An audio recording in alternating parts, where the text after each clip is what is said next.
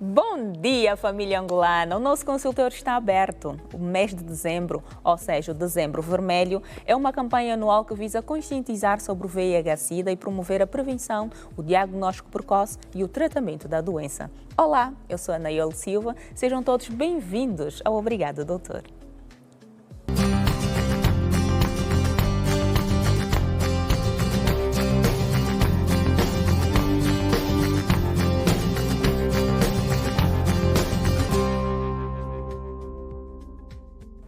O sistema imunológico é o sistema de defesa do corpo humano, responsável por proteger o organismo de infecções e doenças.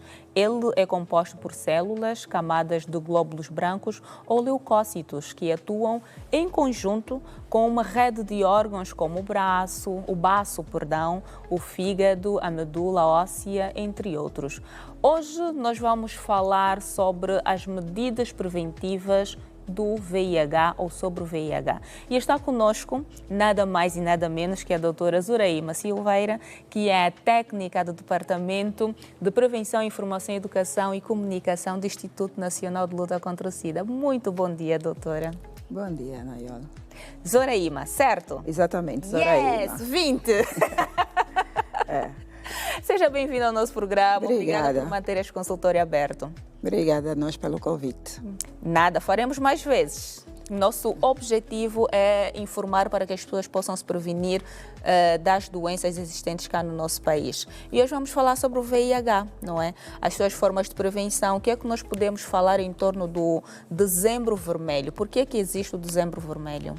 Olha, o VIH já existe mais ou menos há 43 anos, estamos a falar de 1981, que apareceram os primeiros casos disso nos Estados Unidos da América.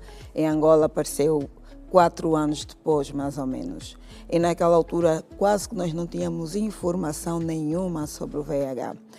A OMS, alguns anos depois, sentiu-se na obrigação de estipular o dia 1 de dezembro como o Dia Mundial da Luta contra o SIDA, porque via-se que estava-se a perder muitas pessoas e por causa do estigma e da discriminação, então precisávamos de um movimento para podermos olhar de uma forma assertiva para as pessoas acometidas pelo vírus do VIH.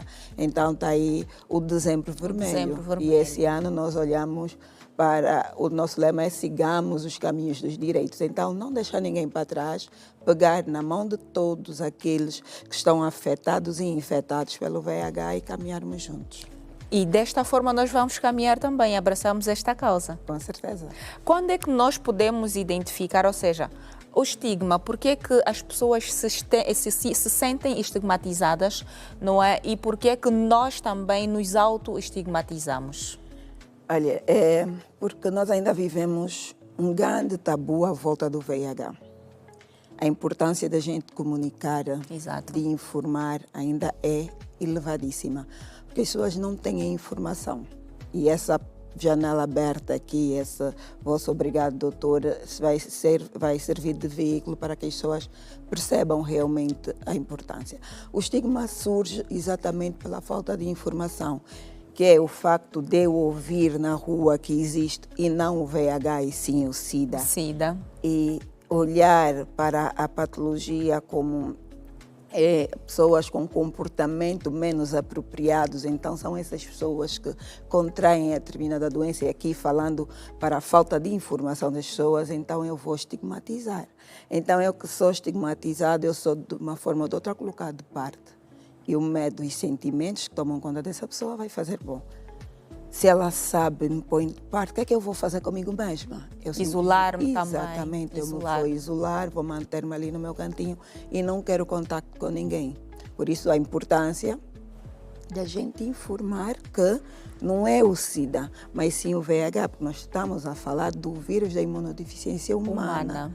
Né? Que as medidas as formas de contágio, de transmissão, é por uso relações sexuais sem o uso de preservativo, o uso de objetos perfuro-cortantes. Vamos perceber objetos perfuro-cortantes, todo aquele objeto ora usado por outra pessoa que não conhecemos o seu estado serológico, que não sejam, que não estão qual é o termo a usar, que não estão desinfetados, exatamente, esterilizados e outras pessoas vão usar. E aqui falamos de tesouras, agulhas, bisturis.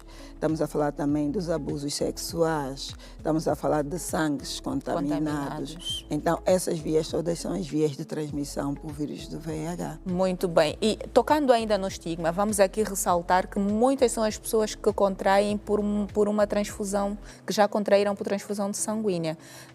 E acredito que é por isso que tem havido mais controlo, não é? Quando vamos fazer transfusão de sangue. Bom, o Ministério da Saúde tem todo um protocolo, e aqui olhando diretamente para o Instituto Nacional de Sangue, tem todo um protocolo para que aquele sangue que sai daquela instituição vá para as outras unidades sanitárias, passa por um protocolo muito rígido antes de ser transfundido à pessoa. Muito bem. Erros já existiram, mas os cuidados têm sido cada vez mais redobrados. Muito bem. E é isso que nós queremos. Quando é que eu consigo perceber que estou contaminado? Quando for fazer o teste de VIH. Só? Porque nós temos uma janela imunológica. Eu posso contaminar-me hoje, mas amanhã eu não tenho o vírus do VIH. Pois. Por isso a importância da gente realizar o teste de VIH pelo menos trimestralmente, de 3 em 3 meses. Vamos imaginar, Nayol, que se eu tiver em contato com o vírus hoje e for a uma unidade sanitária realizar o meu teste não dá positivo. Dá negativo. Porque eu tenho ali um período de 72 horas para que o vírus percorra a minha corrente sanguínea.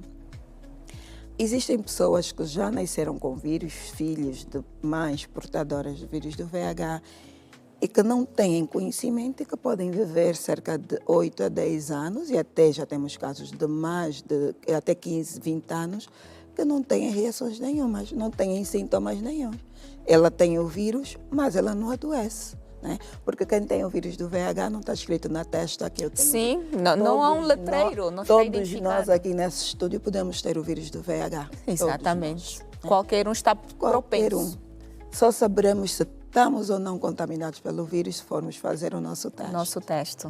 Que é gratuito. Em todas as unidades sanitárias a nível da Angola, temos a nossa sala, que é a sala de aconselhamento de testagem, que se realiza o teste. Não se preocupe, nós vamos pedir ao Instituto para cá vir. Todos aqui da TV Girassol vão fazer. Dezembro Vermelho, a causa é única. Olha, aqui a Regi está a dizer não faz isso. Mas nós queremos informar de formas a que todos nós consigamos estar saudáveis. No entanto, doutora Zuriema, quando sou diagnosticada, não é, tenho ali o resultado positivo, o que é que eu devo fazer primeiro? Boa pergunta.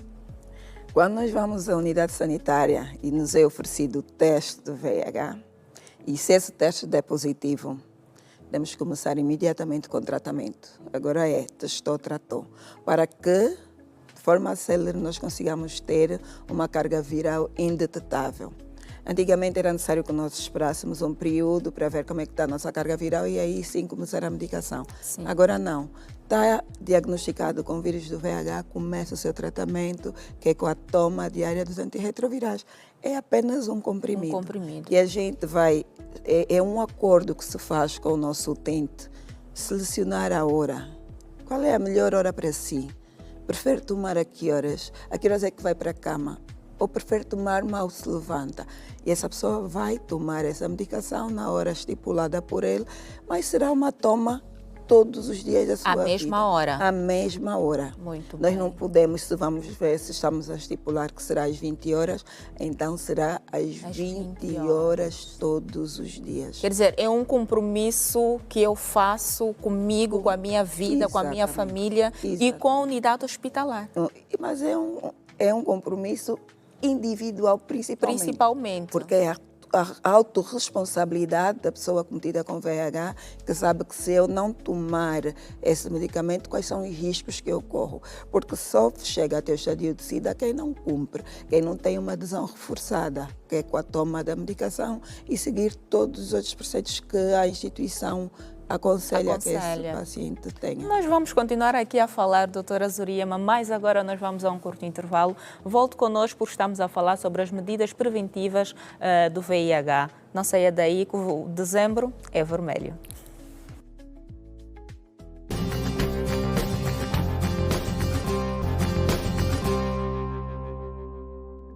Estamos de volta. Obrigada por ser juntado a nós. Se só agora juntou-se a nós, saiba que nós estamos a falar sobre as medidas preventivas do VIH e está aqui a nossa doutora Zuriema Silveira. Nós falávamos já falamos sobre a estigmatização, o contágio, medidas não é que devemos tomar logo após o contágio. Doutora, quais os riscos que nós incorremos todos os dias por não tomarmos as devidas precauções? Bom, nós estamos aqui a olhar para o VIH, né? Nós temos que ser, acima de tudo, responsáveis. Nós já olhamos de que maneira nós contraímos o vírus do VIH. Já. Então, quais os riscos que, se eu não for responsável comigo mesmo, é de ter o vírus do VIH a viver consigo. Estamos a falar de uma doença crônica. Sim. Que não tem cura. Sim. Por enquanto, não tem cura. Tem apenas tratamento, que é a toma diária e consciente, regular da medicação. Então, o que eu vou aqui deixar é que, se nós não quisermos viver com uma doença crônica, que é o VIH, temos que nos prevenir. Como? Usar preservativo em todas as relações sexuais, quer sejam elas ocasionais ou não. Façam o teste regular do VIH. Não precisam necessariamente esperar que o Instituto venha aqui testar. Sim. Eu convido-vos a vocês, nós temos aqui um hospital próximo. Sim, um materno infantil, vamos lá. Nós lá temos uma sala de testagem. Podem chegar lá e fazer o teste. Temos outro, que é o Hospital Geral de Luanda. Sim. Podem chegar até lá e realizar os vossos testes. Aí é o compromisso individual que cada um tem. As mulheres grávidas vão às unidades sanitárias fazer as vossas consultas pré-natais e também têm que realizar o teste do VIH, porque nas mulheres grávidas nós estamos preocupados com aquele bebê que ela carrega. Sim. Né? Porque se ela já for uma pessoa vivendo com VIH, nós podemos salvar essa criança e essa criança não ter VIH se ela cumprir com todo o protocolo. Né? Quando formos tratar da nossa beleza, fazer as unhas. Sim. Tenhamos o cuidado de levar os nossos instrumentos.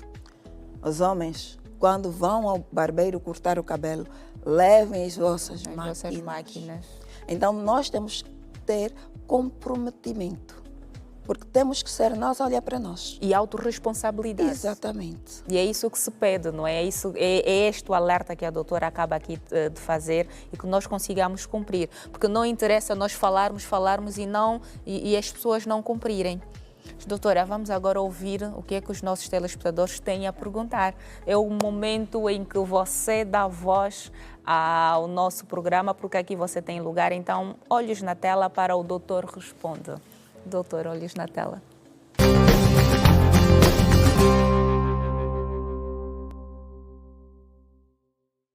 Com quanto tempo alguém que teve relações sexuais com alguém positivo pode fazer um teste e detectar que também tem? Gostaria de saber, um paciente que tem HIV, se tiver uma ferida na região oral e se tiver no momento de beijo com a sua parceira ou com uma outra pessoa, será que essa pessoa oposta pode contrair a mesma doença? Perguntas bem pertinentes. Bom, a primeira pergunta era quanto tempo depois de uma relação sexual desprotegida.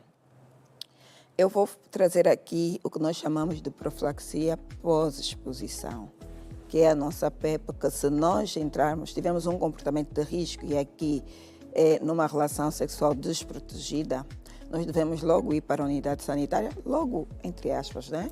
No dia seguinte, nós temos 72 horas para fazermos a profilaxia. Aí, nós vamos ser testados.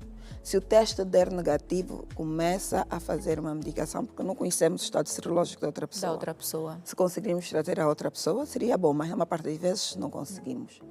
Mas se esse teste der positivo, isso significa que o contágio não foi daquela relação sexual anterior. Significa que essa pessoa já estava contaminada. E aí tem que começar com o tratamento. Do antirretroviral. Exatamente. Essa pessoa é uma pessoa vivendo com VIH e não foi aquela relação desprotegida que lhe fez contaminar ou ter o vírus do VIH. Significa que ela já era Portadora. VIH positiva. Agora, sobre o beijo, nós precisamos ter a porta de entrada. Sim. Se eu não tiver nenhuma porta de entrada na minha cavidade bucal, o vírus do VIH não tem capacidade suficiente de me contaminar, porque o nosso sistema, o nosso estômago é extremamente ácido, o pH do nosso estômago é extremamente ácido. Então, não temos como, pelo facto de alguém ter uma ferida e eu não ter nenhuma, contrair o vírus do VIH. Se eu tiver uma porta de entrada na minha cavidade também bucal, uma ferida. Exatamente, aí sim, porque estamos a falar de fluidos. Exato. Né? O vírus do VIH estão presentes nos fluidos, no sangue, e estamos a falar dos fluidos genitais, tanto o vaginal e o sêmen no homem, e aí sim estão presentes os vírus do VIH. Agora, se eu não tiver nenhuma porta de entrada, é impossível que eu contraia o VIH por um beijo. Muito bem. Vamos a mais um VT? Boa tarde, daqui é a Joana Lourenço. Doutor, eu gostaria de saber se uma mãe grávida com vírus de SIDA, se é transmissível para a criança. Em quanto tempo se manifesta a doença depois de um ser se envolver sexualmente com alguém que tem o VIH? Bom, a última já respondemos. Acabamos de responder. Agora vamos à terceira. Qual foi a pergunta? A mãe grávida se pode contaminar a criança? Claro que pode. Ela pode, se ela não fizer as consultas, se ela não tomar a medicação e se for ter um parto domiciliar. Por isso é que se aconselha que a mulher grávida faça as suas consultas pré-natais, que realize todos os exames, que se for positiva vai cumprir com o protocolo todo estipulado e quando na hora do parto vai ter parto hospitalar. E a criança sair do hospital também terá um protocolo que será guiado, seguido e depois no final de um determinado tempo que nós chamamos de EPI, que é o diagnóstico precoce infantil, que se faz o último teste aos 18 meses para vermos se essa criança está ou não contaminada, mas deixa eu dizer, Nael, que graças a Deus nós temos tido resultados satisfatórios. Muito que bem. Toda aquela mulher comprometida tem a sua criança livre do vírus do VIH. E é isso que nós queremos. Com certeza. É isso que nós queremos. E nós agradecemos a si por ter participado deste quadro que dá vida e permite que nós consigamos informar com mais precisão. Doutora Zuriama, quanto aos avanços na medicina no que toca ao VIH, nós conseguiremos erradicar dentro da nossa sociedade numa estimativa temporal? Olha, nós temos as nossas metas 95 até 2030.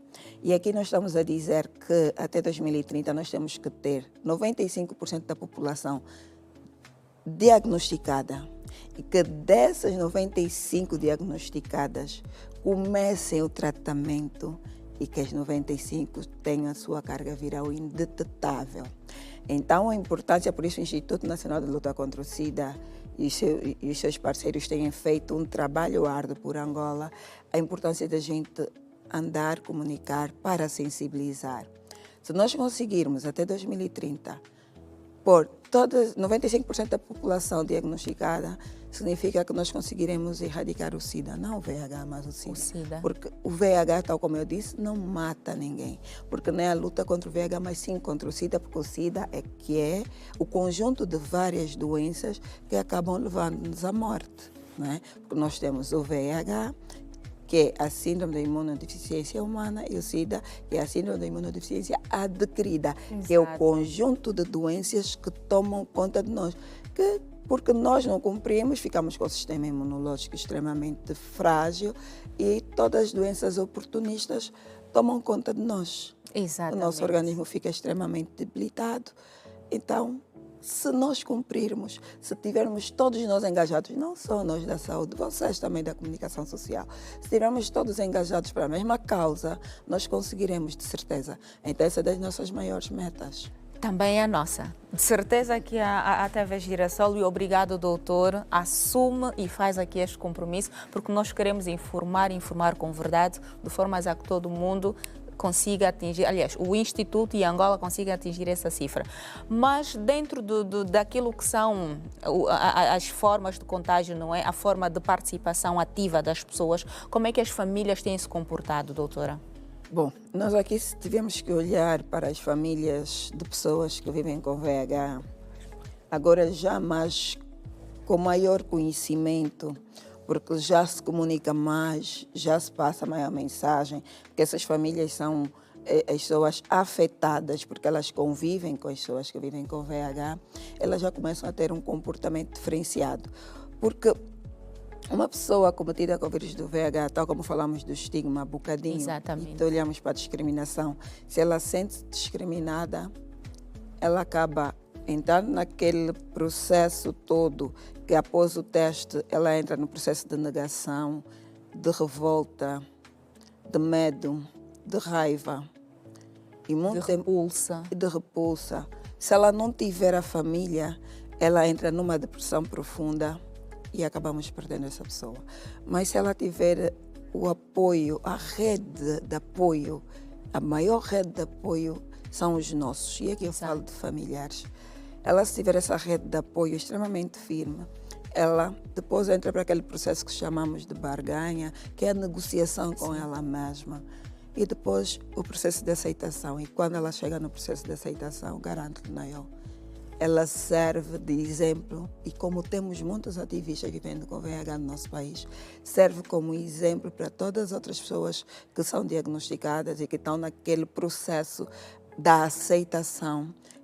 Juntamente com as famílias vamos trabalhando e ela consegue sim ser mais um exemplo de vida para essa Angola e mostrar que o facto de estarmos contaminados com o vírus do VIH não é o fim do mundo. É apenas um novo processo da vida, é apenas olhar de forma diferenciada como é que agora eu posso olhar para o novo caminho de estrada da vida que eu tenho que começar a trilhar. Então essas pessoas com a rede de apoio e as famílias começam a estar bem mais envolvidas na situação, então elas estão muito bem dirigidas, estão engajadas para o apoio aos seus parentes que vivem com VIH. Muito bem. Doutora, quanto àquelas mães que tiveram seus bebés, não é? Mas de forma correta, seguiram o procedimento, podem amamentar? Devem amamentar. Devem. Não há contagem. Devem amamentar, porque se ela tem carga viral indetetável, ela não contamina. Já percebe? Ela não contamina. Não há alimento melhor para um bebê do que o leite materno. Exatamente. Porque tirarmos o privilégio dessa criança e o privilégio dessa mãe ter ali aquele contato, que eu acho que é o momento mais lindo que existe entre mãe e filho. Muito bem. Doutora, a mãe que não é detetável deve amamentar. E a mãe detetável? É sim. Aquela mulher que está dentro do programa de VIH, que faz a sua medicação de forma correta, ela já tem carga viral indetetável, ela vai amamentar. Muito bem. Aquela mulher que é diagnosticada ali na altura do parto, vai começar com a medicação, ela vai amamentar o bebê dela. Muito bem. Toda mulher diagnosticada que esteja a fazer a medicação, ela deve amamentar o seu bebê. Muito bem. Conselhos, doutora? E deixa aqui dizer também que toda pessoa diagnosticada com VIH, falamos das mães indetetáveis, toda pessoa diagnosticada com VIH cumpra com a sua medicação, ela torna-se indetetável. Estamos a olhar aqui para homens e mulheres. Sim. Um casal que pretende ter um filho, mas eu sou VIH positivo, mas tu és indetetável, é só ir até a unidade sanitária, falar com o médico que atende e esse médico vai dizer, olha, vocês querem ter um filho, a sua carga viral está indetetável, a da sua parceira também, então vocês podem ter uma relação sexual desprotegida. Normal. Podem ter e aqui não há contágio. Estamos também aqui a olhar para casais serodiscordantes, aquele em que a mulher é positiva, o homem é negativo ou vice-versa. vão também ao hospital e nós temos técnicos qualificados para passar toda a informação. Aqui é para dizer que quem é indetetável porque tem uma adesão reforçada, porque está comprometido e cumpre rigorosamente com a sua medicação, não tem riscos de contaminar a outra pessoa. Muito bem. Agora, também aqui olhar para a responsabilidade das pessoas que, sabendo o seu estado serológico e que não cumprem com a medicação e que envolvem-se sexualmente com as outras pessoas sem proteção e não dizem nada. A nossa lei do VIH é muito clara. E aqui falamos da Lei 8/04, de 1 de novembro, está a ser revisada, mas lá no seu artigo 15 diz que toda aquela pessoa que transmitir o VIH de forma dolosa é condenado, é punível, é crime. Então, nós precisamos também de estar consciencializados e responsáveis de que, se eu vou me envolver sexualmente com outra pessoa, a pessoa tem que saber o meu estado serológico. Então, que use o preservativo e não se envolva sem preservativo. Muito bem, doutora. Obrigada. Conselhos bem acatados, toda a informação. Bom, não foram todas, mas podemos passar aqui o essencial. É isso, doutora? Bom, deixa eu deixar uma mensagem para as famílias. As famílias apoiem, não discriminem as pessoas, os parentes diagnosticados, porque o VIH não mata absolutamente ninguém.